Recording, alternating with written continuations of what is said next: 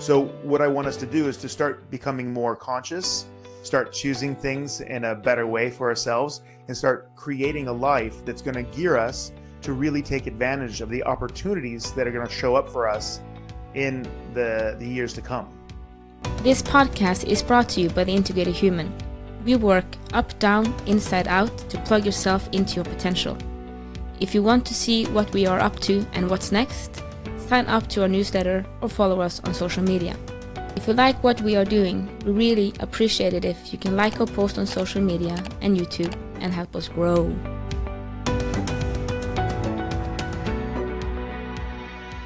All right, welcome to the Big and Small Podcast. I'm Jason Shields, and I'm the big one. And I'm Mike Carlson, and I'm the small one. No, you're tiny. Yeah. I was like, we hit that so many times in a row. We never made a mistake. No. You made a mistake. No. Yes. When? And no, you don't think you say the big one. Big and small. Yeah, but I don't think you say. I'm the huge one. And No, I'm the maybe big one. you do. Yeah, I do. Because I got thrown out with it. Anyways. We get to number 119 before it happened. Whoop, whoop. Yeah, I'm gonna have to watch the intros too and all the other ones to see. I think you threw me off. We'll see. We'll see. Well, I'm the tiny one. Yeah. Then it should be the big and tiny podcast. Yeah, but no, but that's, I think that the whole sense. tiny is cute. Yeah. Yeah. Mm. Hi. Yeah. Welcome. Welcome. It's a good day. Good, and all listeners, welcome. Yes. If you like that intro, give us 5-star on Spotify. Thank you very that's much. right. Like and subscribe. Yes. Yeah. Anyway. Now we did the commercial marketing we have to, thank God. Yes. We're done. Now we can continue. Sweat. Oh, we don't like that part. We don't like that part at all. No. But actually, seriously, please give us a 5-star rating on Spotify. Yeah, and you don't think great. it's a 5-star, don't do it. Yeah. It is a 5-star. Yes. Yes, I'm saying it is. Well, I had to stop laughing before we started. Jason was having a yeah, you did. You were doing he was singing a song from the 70s. Yes, the Electric Boogaloo. I still don't think it's real.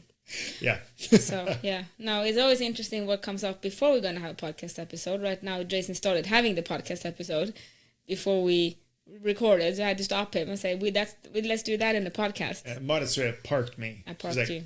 Stop. Because I was giggling for myself. Because I was kind of on a little bit of a philosophical rant in my head. And it ended up a person walking into heaven's gates, and there's just that disapproving cat from the internet that just like super disapproving. Disapproving cat? Yeah, there's like it's like a meme. There's like this cat that's super disapproving. I mean, his face just looks like he's just disappointed in you. You know, like every cat ever. Like every cat ever, but this one's like, wow, that's disappointed. Okay. And imagine just like your whole life is spent, and then you know you did your best, and then you walk in and you just get the disappointed cat. You know, it's like my life ends with a meme. You know. So how did we end up in Heaven's Gates? Well, this is the thing, right? Because we had a great event. The Flow State event was insane. It was actually quite insane. Yeah. We have to say something cool, because if you're next to you there, Jason, yeah, I think you can lift it. Yeah, I don't think Steve will punish us for it. We are so lucky. There you go. We are now a part of HeartMath Institute Science Project. Yep, and I recommend that you guys, if you have any kind of... There you go, Global Consciousness Project 2.0. Yeah. From the HeartMath Institute. Yes. So if you look on YouTube, you will see the video, and you see the thingy we have there. It's a something generator. Yeah, it's a random number generator. Yes, that's the thing. Which has been proven. It was first used at the University of Stanford.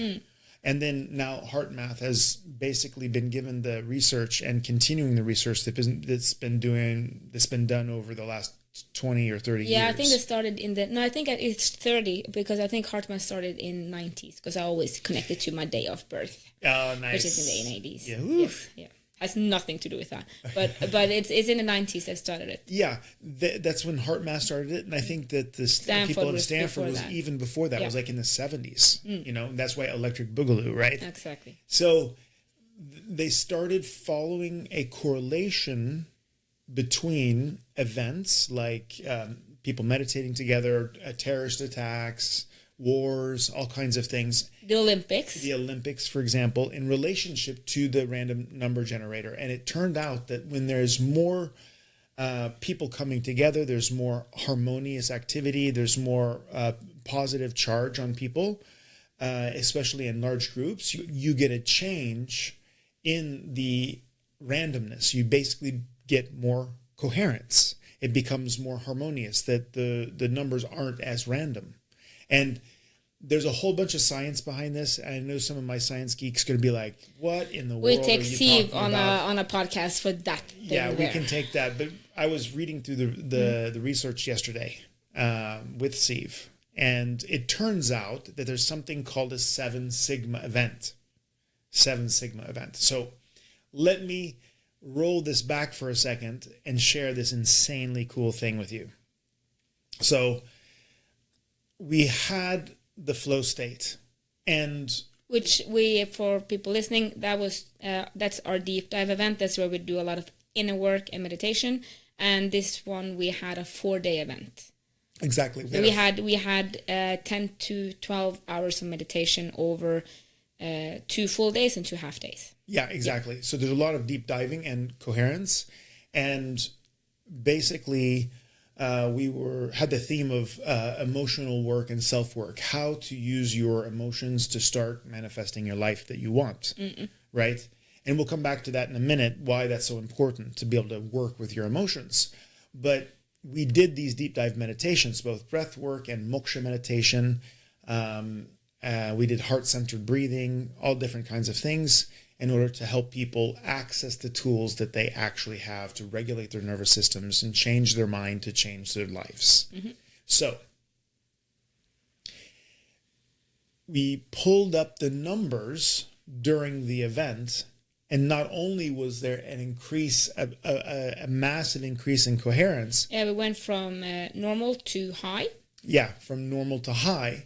But there was actually the peak during the middle of the event where the highest measured coherence since the beginning of this apparatus, since it got plugged in until basically after the event, was measured in the middle of our event, which means that there's proof of a few things. Number one, that how you feel what you do and how you think affects your environment. It matters. Yes, it absolutely affects the environment. And if you're with a group of people who are also lifting their level, you have a bigger and bigger coherence effect on your environment.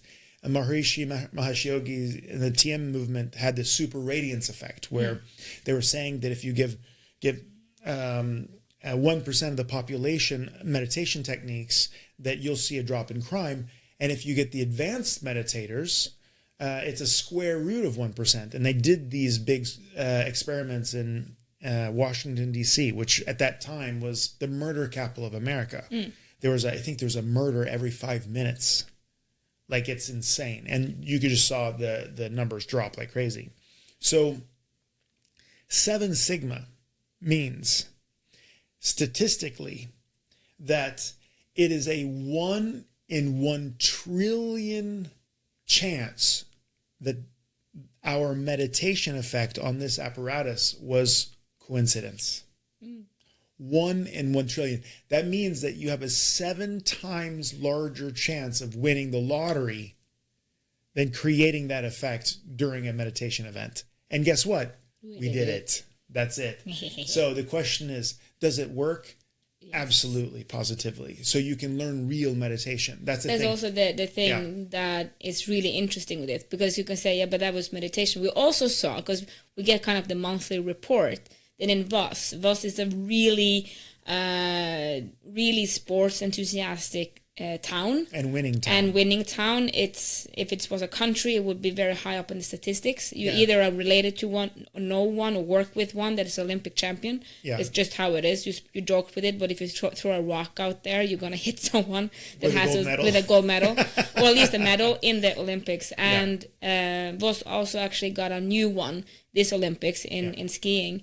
And during the Olympics, there was a high of coherence in Voss, and during our meditation event, or flow state event, we do more than meditation. So the whole country coming together for the Olympics, or just the town in general, focused, right? And then focused, especially in a town where there is a lot of winning going on, was actually not as high of a peak. It was a very but that was the two peaks that kind of you could see over the month was the Olympics, and it was our event. Yes, which is really, really cool, and it was really fun because me and C was sitting and watching it live, because you can also watch it live. Yeah, and she was just kind of starting to jump because it was just really fascinating, because she started talking about it was elevated.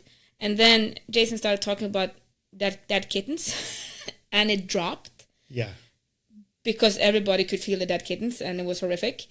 And then you continued the conversation, and you talked about being blessed. And then you could see that it just went from normal to elevated to high to, and then two of the participants came up to share what has happened to them in their work, and it went to extreme. During the momentum coaching group, it went to extreme. Yeah. So when they heartfelt shared, when people could connect and feel what they were saying and what you were saying, the coherence went up. Yes. And that was really fascinating to watch. Yeah. So you could really see on the generator kind of the subject that was being taken up. Being taken and the up. effect of it. What it had to. That's why it was really cool, because you often say when you walk into a room, "Oh, that didn't feel good." Mm-hmm. Well, or it feels like something went on. Something's off. Well, maybe they just talked about dead kittens. Yeah, exactly. But if you go into a room and it feels really good, all has had that. If you believe in it or not, you have had this experience. Yeah. It feels good to be there. Well, maybe then they just talked about being blessed, for instance, and you walk in and the people that are connected with that. So it was really, really interesting. So we had an amazing weekend, and I'm really happy people are already... We almost sold out for the next one already, even so we haven't gone out. Friends, so we are putting out the dates now for everyone else to sign up. Yeah. We have a few spots left. It's in September. Mm-hmm. If you want to partake in our coherence, you're more than welcome to join. Yep. So that was the weekend, but we were sitting here and kind of coming back off the weekend, and Jason was having this... He was having a lot of facial expression and going through some philosophical... thoughts that ended up in his giggling and the disappointed cat. So back to that story. Yeah, but it was a powerful theme, because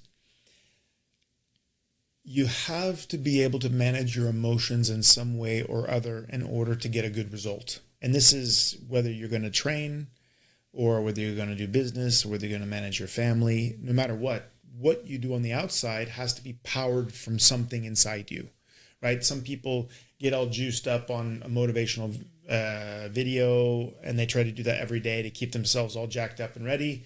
Some people are, vision focused. Other people are just in a routine and try to be a nice person during the day, but they believe.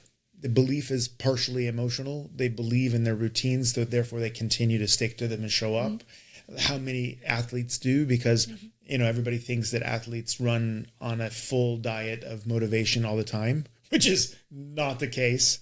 They run on a full diet of routines, and they believe heavily in the routines and the results they bring, therefore they do it, right? So you have to, like in that situation, for example, you believe in the routine, but when it hurts, your body's exhausted, you're taping everything to show up at training and still push, you have to manage your emotions.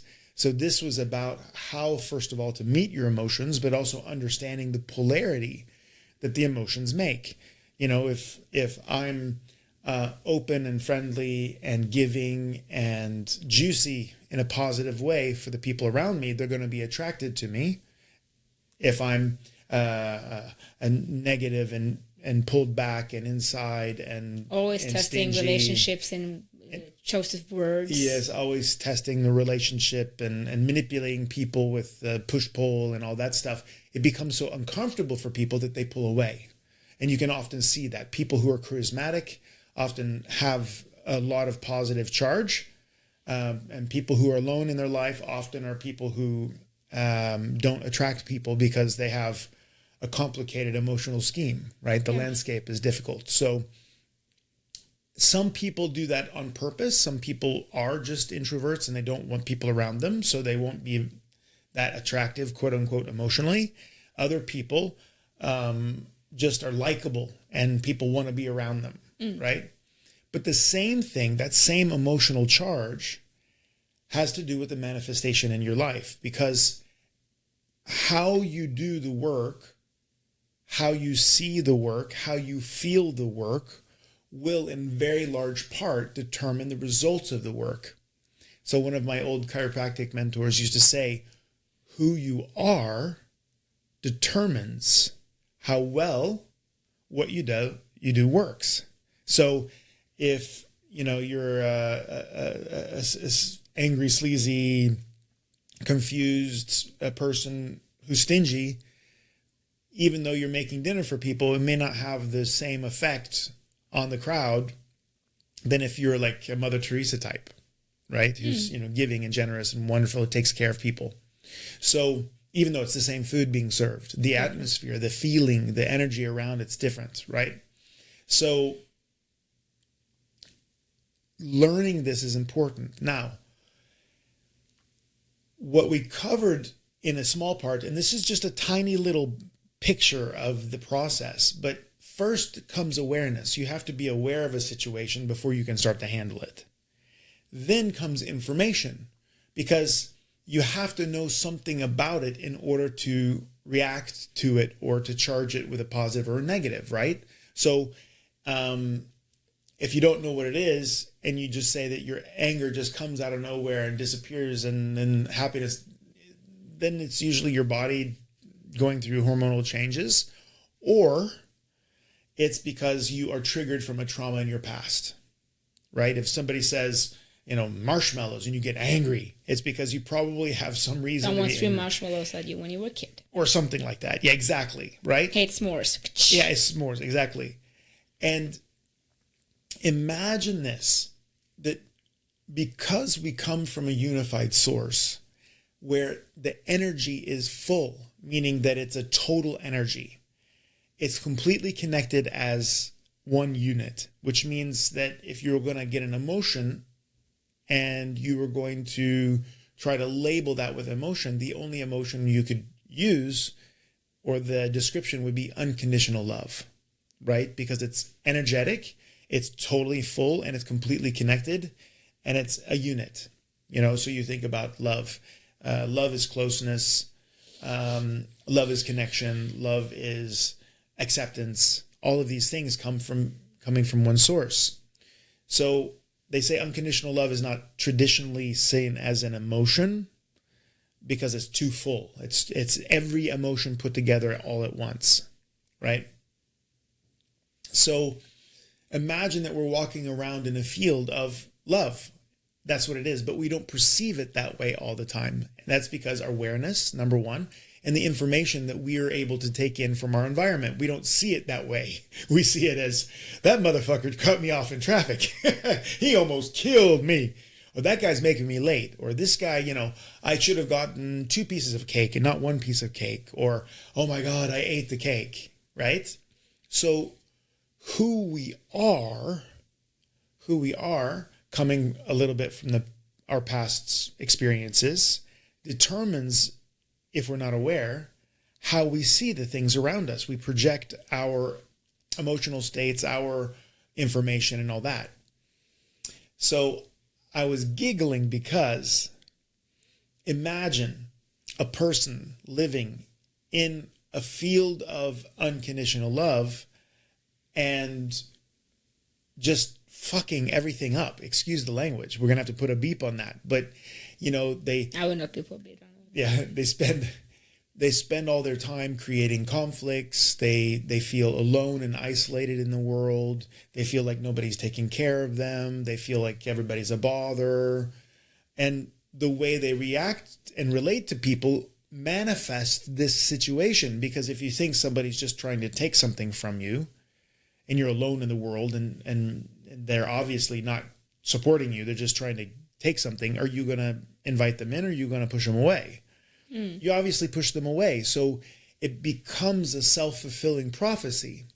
And I just thought about this person who's, experienced these horrible things in their life as children, and maybe they did some self-work, but they didn't really finish the emotional part of it.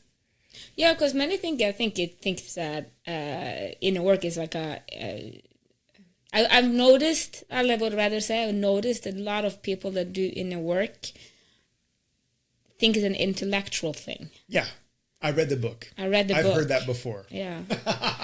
But me and Steve had a big discussion about this because we about embodiment. Because she's like, I haven't liked the word embodiment, but it's kind of growing on. So I think embodiment is what it is. You have understanding and knowing is embodiment. Yeah. We teach people to embody their best life. So you kind of have to, it's not an intellectual thing. It also has to connect with emotions because it has to manifest in the body and out. Exactly. If you just do it from an intellectual point of view, it would be just an escapism from, I know what that is. Yeah. Then you go back to the whole mindfulness thing where you look at it, you know what it is, but you never address it. Exactly. It's more that, okay, that's a booby trap area for me. Let's just avoid that. And people have to be aware that that's booby trap land. Yeah. But if you do embodiment of the work, then you do the work to dissolve that booby trap land for yourself. Yeah, I was just thinking about the marshmallow booby trap. Yeah. Say marshmallow. Yeah, but that's the thing. That's the thing. I think so many think first, I was there, that you think you have to have, large trauma, like large blowing your leg off, whatever shit, for it to be a trauma. It could be a freaking marshmallow. Yeah. But for you, that marshmallow is the blown out flag. It's ridiculous in many ways, but I find my trauma is, the big ones are easy. Yeah.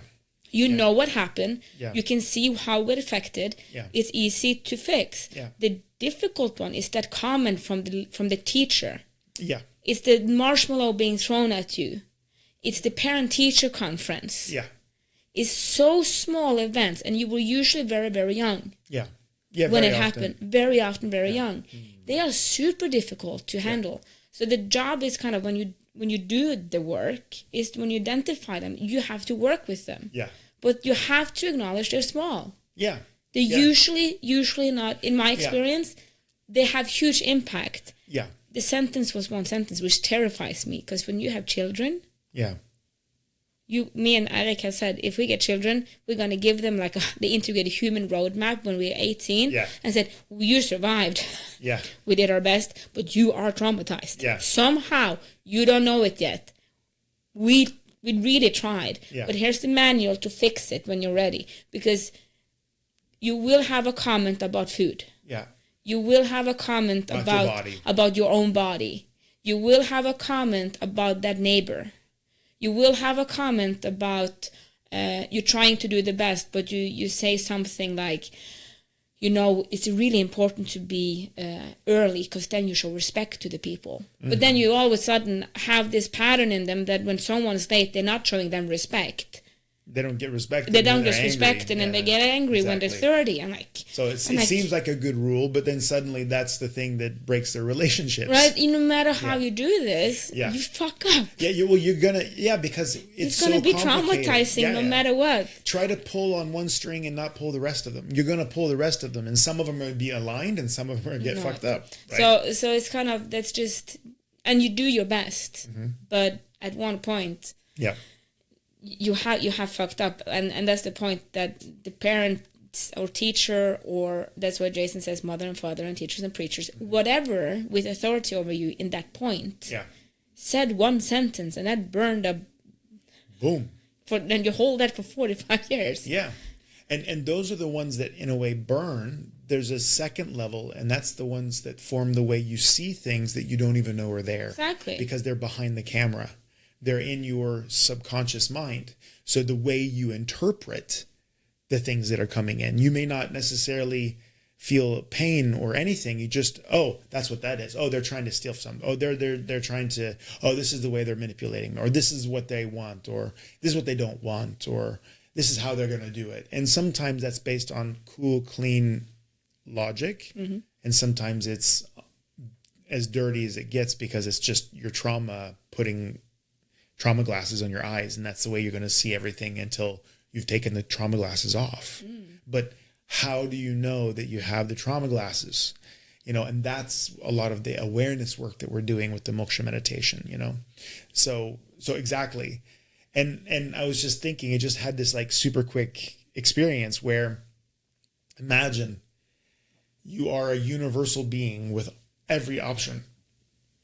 You basically are given, even if you're from a third world country, you're still given so many opportunities to express yourself as a human being and to challenge yourself both inside and on the outside.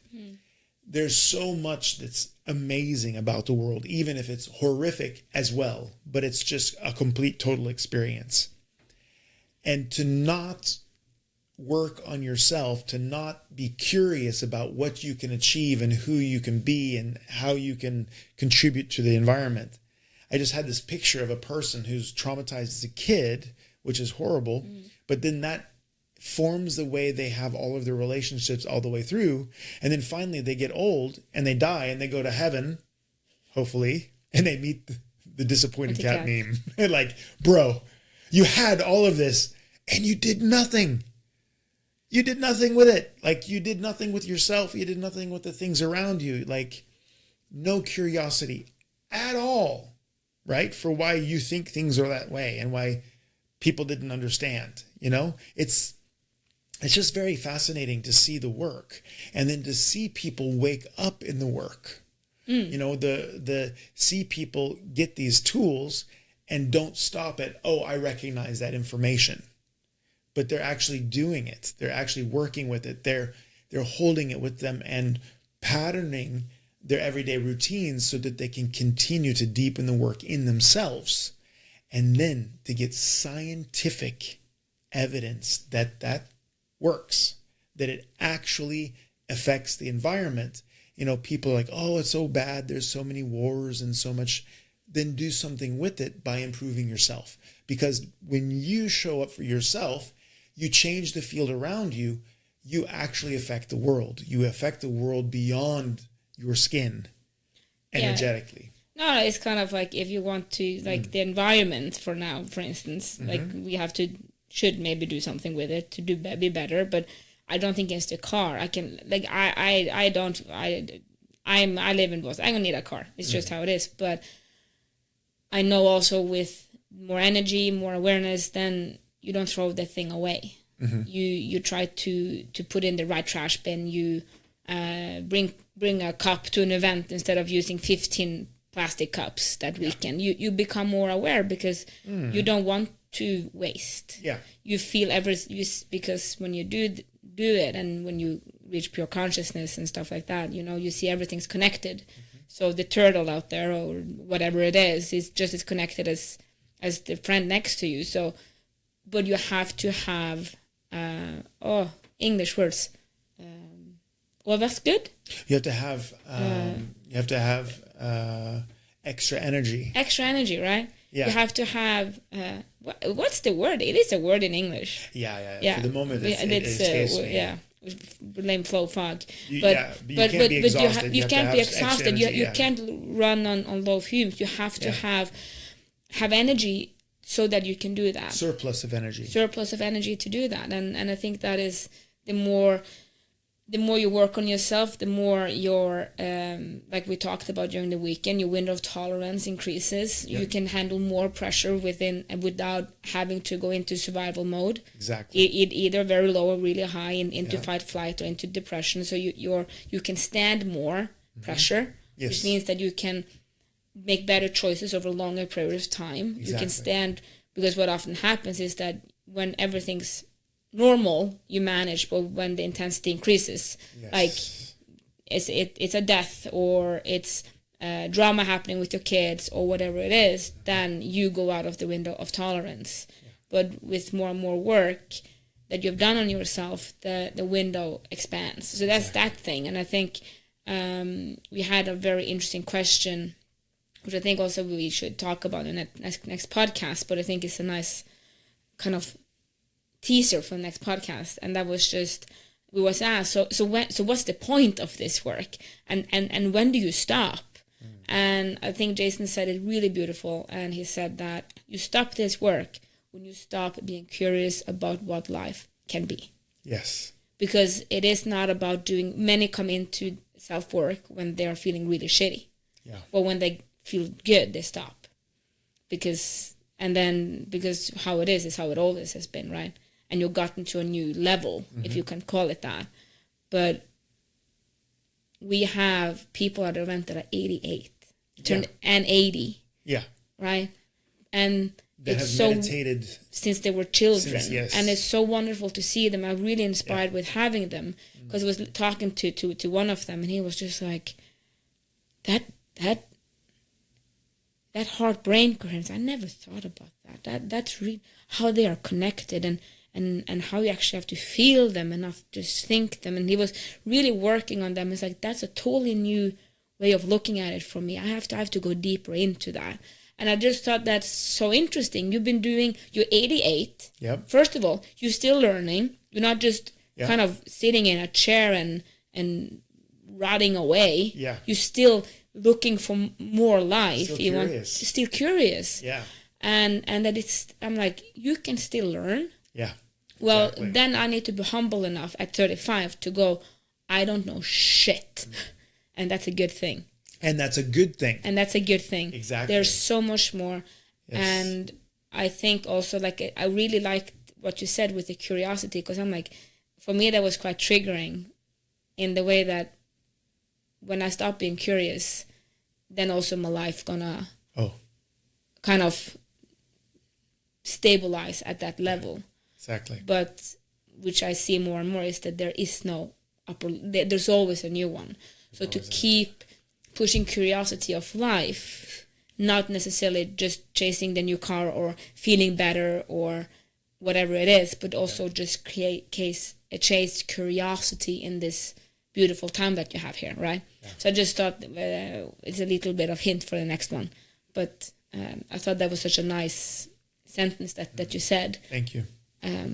Thank you. And that's it's inspired by you that's constantly doing the work. Jan is 88 and he's constantly doing the work, and people who are he's reading the Gospels now. Yeah, exactly. He's a young guy. Yeah. And now he's reading the Gospels and got into heart-brain coherence now, because he's like never heard about it. And he was like, I'm a little happy and a little frustrated at the same time, because I'm 88 and now there's so much amazing research coming out, like the random number generator. It's like things that are now real we thought before, but now it. And the actual anatomy and physiology of the body, and the fact that the heart actually it gives the brain more information. It's 90% up, 10% down. Yeah, the heart actually informs the brain, which is insane. That was never